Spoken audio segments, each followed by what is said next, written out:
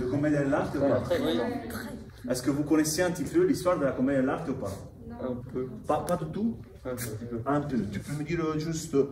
C'était pendant la Renaissance, c'était créé par les Italiens, et les acteurs jouaient des personnages types avec des masques, avec certains habits précis, avec certains masques précis, avec certaines émotions précises. Et donc ils jouaient... qui étaient montés sur comme des échafaudages, qui se passaient sur des places et chaque jour ils changeaient d'endroit, comme ça c'était assez facile à monter, à démonter.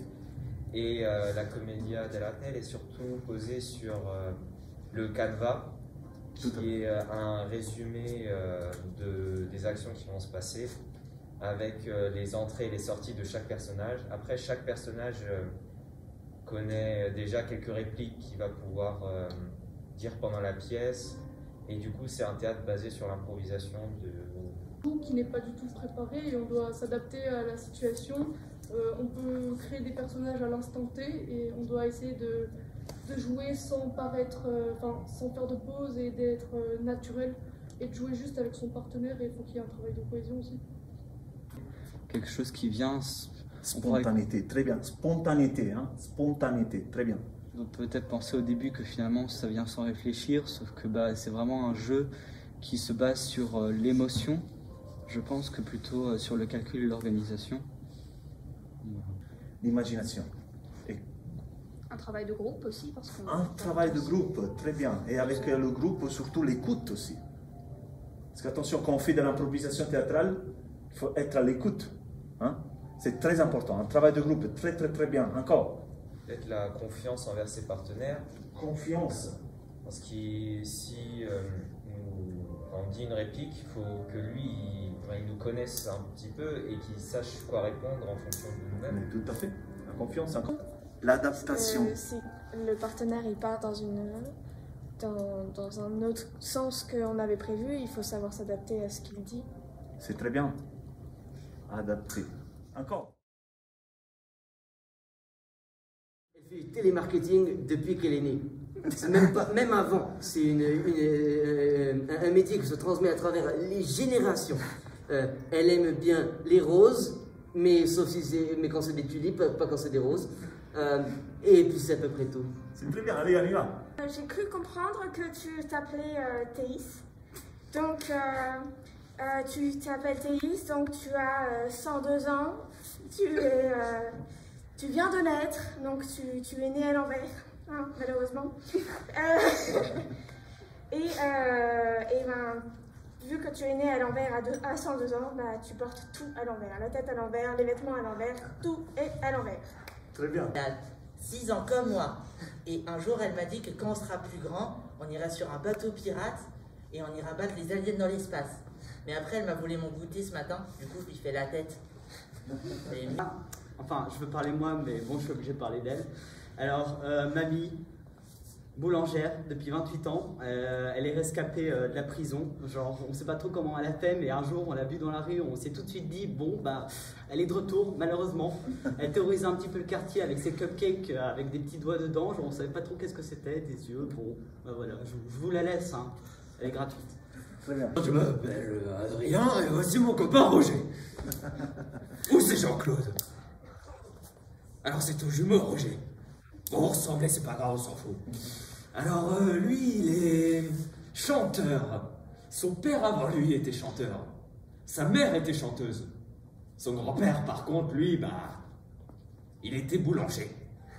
On sait pas ce qui s'est passé dans la famille. Il y a une couille dans le pâté, comme on dit. Mais bon, c'est mon Roro quand même. Je l'aime bien. Dire le célèbre Serge, un machin renommé. Bien sûr, il faut faire attention, il a oublié son dentier, il ne pourra pas parler aujourd'hui. Il faut savoir que Serge a très peur du noir. Donc cette salle le rend un peu nerveux. Je vous prie de l'applaudir, s'il vous plaît, pour l'encourager. Très très très bien. Est-ce que vous connaissez la différence entre mime et pantomime? Oui.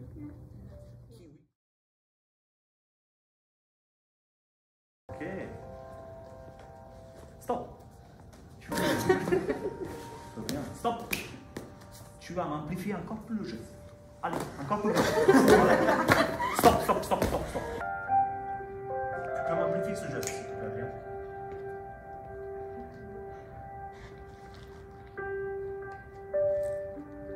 Ok, tu me fais du jazz maintenant, s'il te plaît. Tu m'amplifies, c'est ça.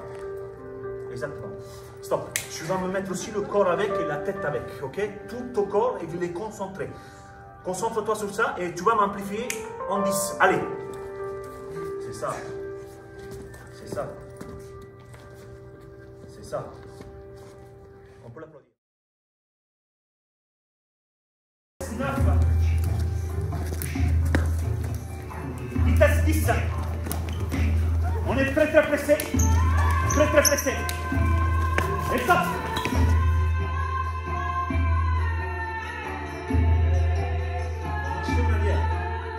Attention à droite, à gauche. Pas de contact entre vous. Allez, allez.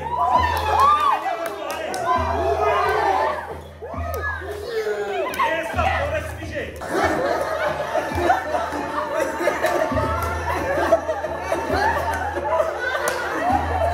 Allez, on va exagérer ça, allez, allez. Allez, c'est ça. Allez, on va exagérer encore, encore. Et stop.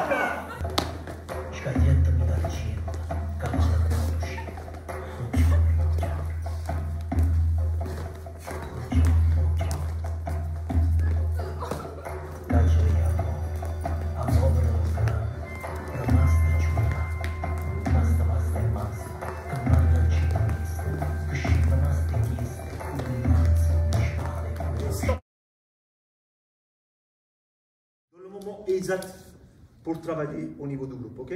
À un bout d'un moment, je vais vous dire d'augmenter la vitesse ou sinon de ralentir, ok? Et vous allez faire ça, soit au ralenti, donc on va ralentir le geste et aussi le son, ok?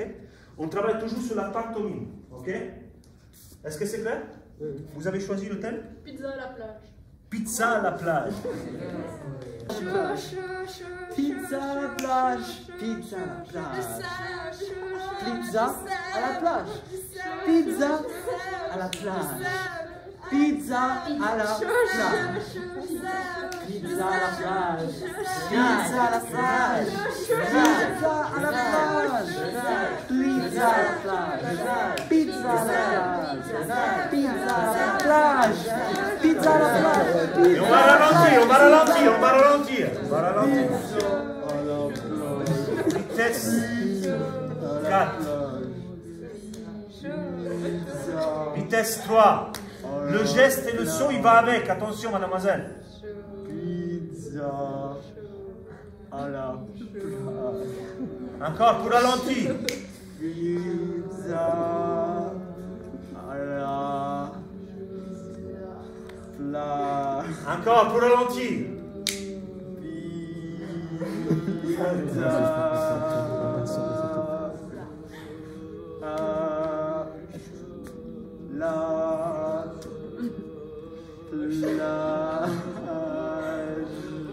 On va monter la vitesse. La poule. Encore plus grand. La poule. La poule. La poule. La poule. La poule. La poule.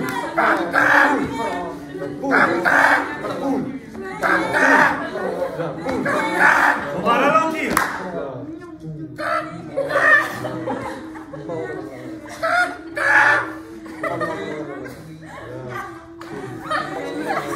Encore plus ralenti, s'il vous plaît.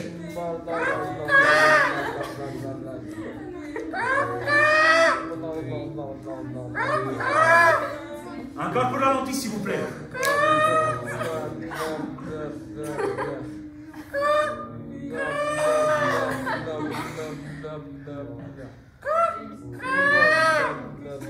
On va monter la vitesse, allez, vitesse 5.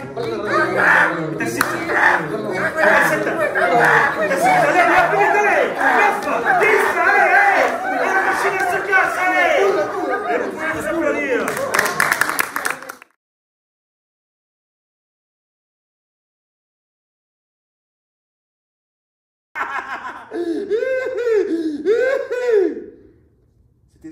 tout était amplifié. Un geste d'amour, c'était un geste d'amour amplifié. Tout est amplifié. Est-ce que c'est clair? Et les comédiens de la comédie de l'art, ils utilisaient beaucoup la pantomime et le mime. C'était quelque chose qui fait partie de leur personne. Ils utilisaient, ils savaient aussi chanter. Ils étaient très forts, ils étaient des grands chanteurs. Ils étaient aussi des grands danseurs. La première troupe de la comédie de l'art, elle est née à Padova. Padoue en français. 1545, 1545. La première troupe de comédie de l'art. C'était une troupe formée de 10 personnes. Et eux, ils commençaient à jouer partout en Italie.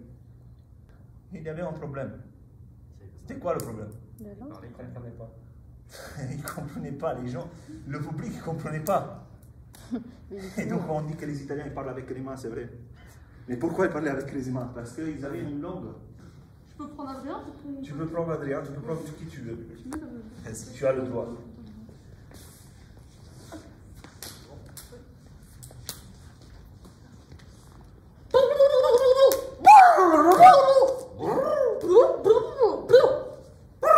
Ok.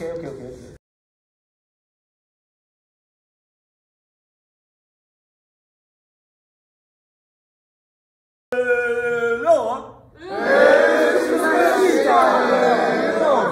Mais scuccio alla sapa. Ah, ça c'est qu'il quitte.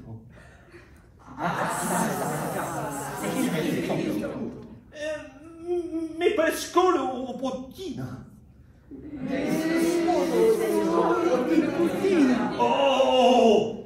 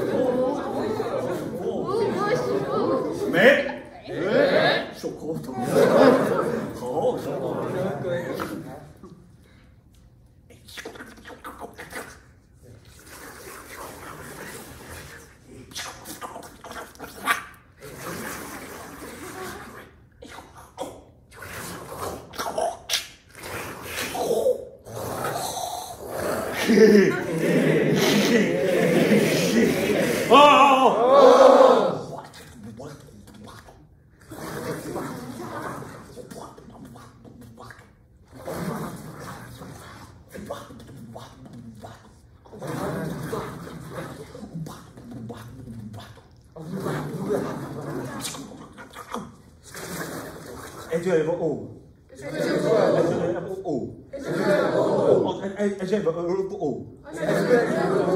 On fait du grammaire en français maintenant.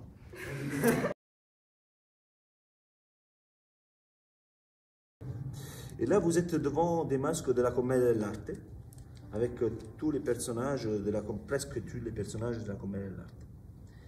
Donc, la comédie de l'art, c'est une manière de faire du théâtre. C'est les Italiens qui ont créé ça. Commedia, en français, c'est comédie. Hein? Arte, c'est métier. En fait, c'est le métier de la comédie. Le métier de la comédie. On va dire que la comédie de l'art, elle naît en 1545 et elle était les acteurs qui ont joué la comédie de l'art, ils étaient uniquement des Italiens. Ils jouaient dans les rues, ils jouaient dans les grandes places, ils jouaient un petit peu partout. Et ils avaient une méthode bien précise qui était l'improvisation théâtrale. Donc tout se faisait en impro. On avait ce qu'on appelle le canevas. Un canevas, c'est un schéma. Donc c'est un schéma qui ont écrit, qui ont mis par écrit. Et sur le schéma, en fait, on dit tu fais ça, tu fais ça. On aura les deux personnages là, ils vont faire les Colombinas. Vous deux, tu fais le capitaine, tu entreras à ce moment-là. Je vais me le mettre par écrit. Voilà, tu entres sur la 3e scène, tu vas rentrer ensuite sur la 4e. Tu feras une déclaration d'amour à mademoiselle. Et toi, tu sais, tu fais quoi? Tu fais le médecin de la peste, ok? Et tu vas guérir messieurs. C'était plutôt ça, ils s'organisaient comme ça, ils mettaient par écrit les choses et après ils enchaînaient comme ça. Il n'y avait pas beaucoup de temps pour organiser tout ça, hein, mais ils étaient forts parce qu'ils enchaînaient en improvisation théâtrale. Ils étaient doués dans le sens que tous les comédiens de la comédie de l'art, ils étaient des chanteurs, ils étaient des danseurs, ils savaient faire du cirque, donc ils avaient des grandes capacités. Masque de la comédie de l'art, vous devez exagérer le personnage. Molière, il s'inspire à les comédiens de la comédie de l'art. Il s'inspire aussi, dans le médecin malgré lui, il s'inspire à M. Sganarelle. Okay? Il reprend M. Sganarelle. Okay? Il y a aussi des personnages dans Le Malade imaginaire, Pulcinella. Il s'inspire à Pulcinella. Et c'est un personnage napolitain de la comédie de l'art.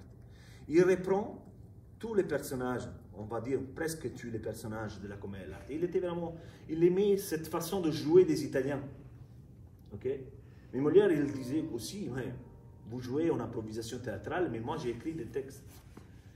Et donc, ce n'était pas des textes, c'était des vrais textes de théâtre. Et en Italie, on avait Carlo Goldoni à l'époque. Carlo Goldoni, c'était aussi un metteur en scène qui écrivait des textes et qui faisait aussi des pièces de théâtre. Donc, il y avait cette partie-là, la partie littéraire, hein, avec des textes, où les acteurs, ils apprenaient du texte, et il y avait aussi la partie de la comédie de l'art en improvisation théâtrale. Un personnage, le personnage principal, c'est Pulcinella. Pulcinella, c'est un personnage napolitain, qui naît à Naples. D'ailleurs, il est vraiment représenté dans la ville de Naples. Si vous allez à Naples, vous voyez le Pulcinella partout. Le masque de Pulcinella, c'est celui-là.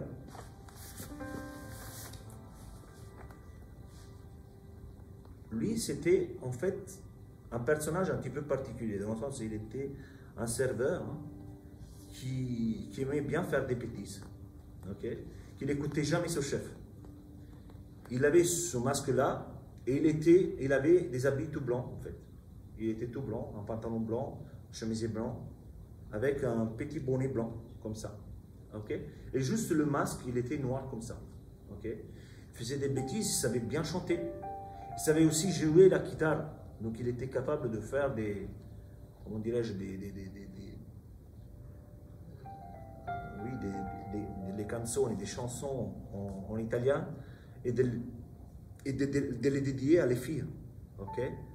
C'est un personnage qui parle napolitain, okay? Donc le dialecte napolitain. Vous savez qu'en Italie on parle plusieurs dialectes, du sud, du nord. On a vraiment pas mal de dialectes. Et lui, c'était le napolitain. Il adore l'espresso, donc le petit café ristretto à l'italienne. Ok? C'était son... Et il mange de temps en temps, si vous allez à Naples, vous voyez des pulcinelles avec un plat de pizza margherita dessus. Il mange que des pizzas. Il adore ça. Ok? Ça, c'est le premier personnage qui naît dans le sud d'Italie. Donc à Naples. Pulcinello ici. Avec des grands nez comme ça. Pourquoi ils avaient des grands nez? Pour mettre de l'herbe dedans. C'était de l'herbe aromatique. Et pourquoi? Pour ne pas sentir les odeurs des mauvaises humeurs. Les odeurs. Oui. Et pourquoi? À l'époque, il y avait quoi? Pour ne pas attraper la peste. Pour ne pas attraper la peste. C'était les grands nez. Mais c'était des charlatans. Ils étaient capables de dire qu'ils étaient capables de guérir les gens en latin. Mais de latin, ils ne comprenaient rien de tout. Abricar sarcituram, pira sicuratiere, ma aggettivo, sostantivo, e generis et casus. Vous êtes guéris maintenant. Mais de latin, ils ne connaissaient rien de tout. C'était de gramelot mélangé au latin. Et donc, on avait les deux médecins de la peste, on a là, et on a un médecin classique. Lui, il a une posture qui est complètement différente. C'est un médecin qui connaît son métier, bien sûr, mais il aime bien aussi manger, se faire plaisir. Ok? C'est un autre médecin, mais c'est quelqu'un qui connaît un petit peu plus par rapport à les deux autres.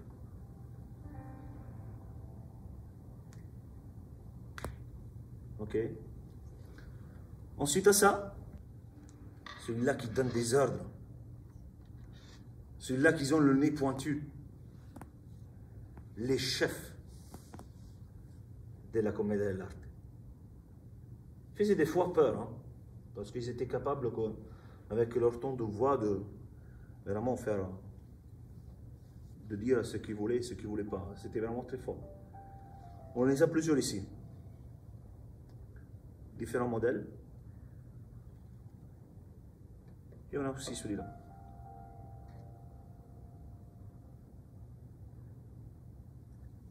Ok. Ensuite à ça, on a le Zanni, Giovanni, en italien. Giovanni, c'est un personnage que j'adore. Il était repris aussi par Dario Fo, metteur en scène italien aussi, comédien. Le Zanni, c'est un personnage qui adore manger. Il a un très très très grand ventre. Il est capable de se manger lui-même. Il est vraiment capable de tout faire et il a ce grand ventre. Donc là, on va dire que la lourdeur et la pesanteur du personnage, quand on a un masque comme ça, on doit l'avoir. Hein? Il est capable de tout manger, donc il est capable aussi de, je dirais, de manger...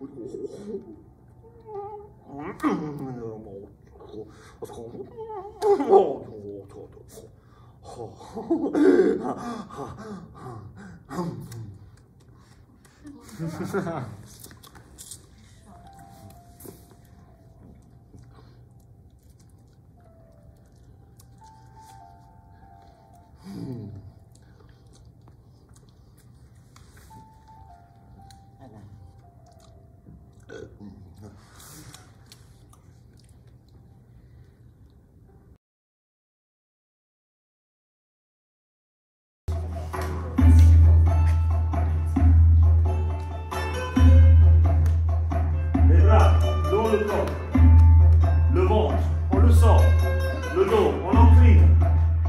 Et allez, on y va. Allez, la présenteur, allez. Oh. La voix, elle est grave. Oh. Je sens. Je sens. Oh. Très bien. Oh. Je sens. Allez.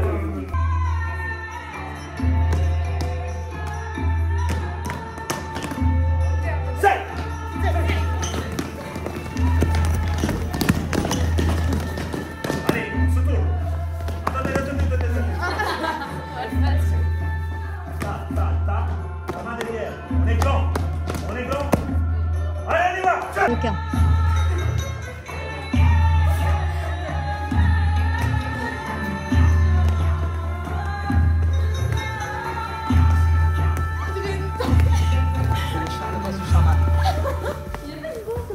Allez, c'est avec ça, c'est ça. On ferme et on ouvre. Et c'est ça. Attention, Adrien, c'est ça. Pas ça, c'est ça. Ouverture, allez.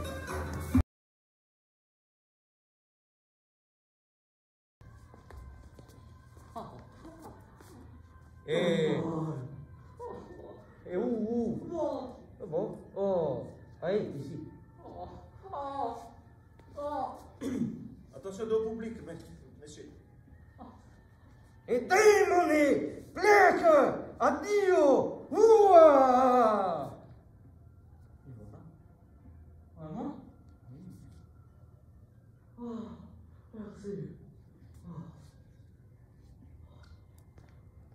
Oh! J'ai mal. Encore. Oh, oh, comment ça? Ça va manger.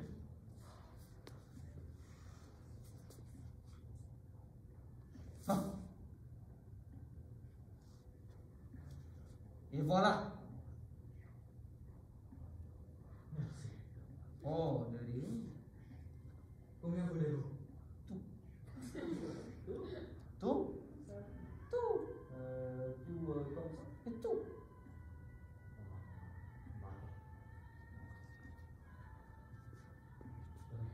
Mais je veux voir vraiment que cette douleur qui est...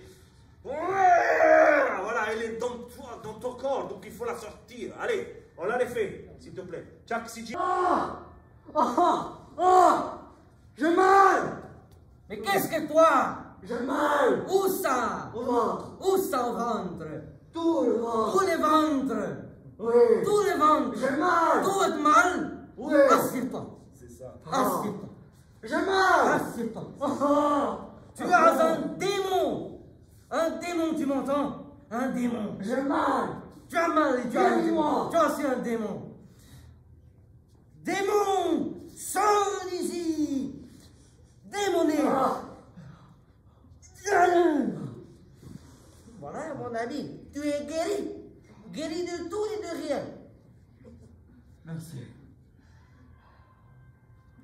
Combien te dois-je? Et tout le doigt, tout.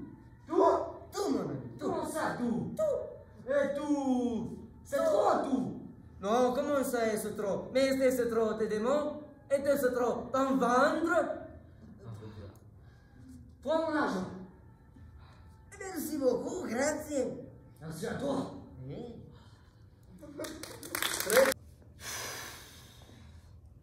Ça m'énerve. Qu'est-ce que t'as dit? Pardon, je nettoie. Si, signore. Je préfère. Pardon. Sì, pardon. Il m'énerve tout le temps, me crier dessus. Pardon. Je nettoie. Nettoie. Oui, si, signore. Si. Encore plus vite. Je nettoie. Je voulais faire autre chose, signore. Nettoie.